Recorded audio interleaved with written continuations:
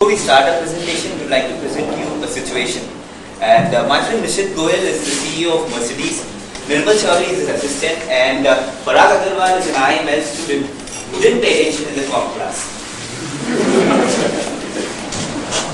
He's going to come. He's late. Hello, Mikey. I'm almost on time, I think. Hello, Mr. Agarwal. Hi. So, by the way, nice sleek shoes. What's up? Can we get out of the point? Yeah, sure, if you please. So, as you know that your company had hired our company to do a detailed analysis of your company regarding the costs involved in the reduction of the cost. Yeah, I was just coming to the point. So, what our company has found out that your 80% of the costs come from 20% of the revenues.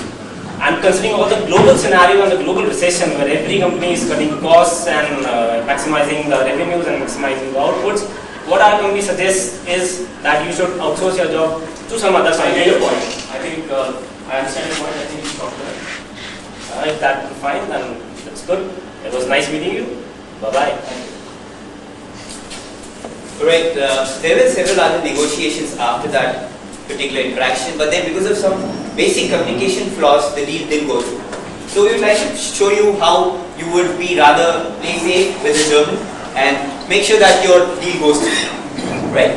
At the risk of sounding cliched, I would still like to differentiate Germany from the other nations. Now, Germany as it stands today is a huge player in the world market, be it business, be it any art or literature or any other field.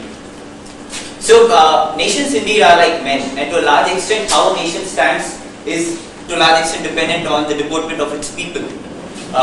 So, Germany, what comes to our mind? Research, scientifically advanced, technologically developed nation. Alright, so if you go back to how Germany has shaped up and how it has evolved from the past, it is very interesting to know that several of the crucial schools of thought have evolved from Germany. So, you could name Nietzsche to Kafka to, let's say, Hegel to Kant, and to modern writers you could have Thomas Mann and Hermann Hesse. And apart from that, you have them playing a huge role in all the technologically advanced fields, which is the automobile industry, if I could name. Now, this could lead us into a false trap and leading us to believe that Germans are of a very serious disposition, but that isn't the case. Festivities are at the same time equally enormous and have a strong fervor for football, especially the Bundesliga, which is having a huge viewership, and Bayern Munich has a huge fan followership. That apart, Formula 1 is dominated by teams from Germany.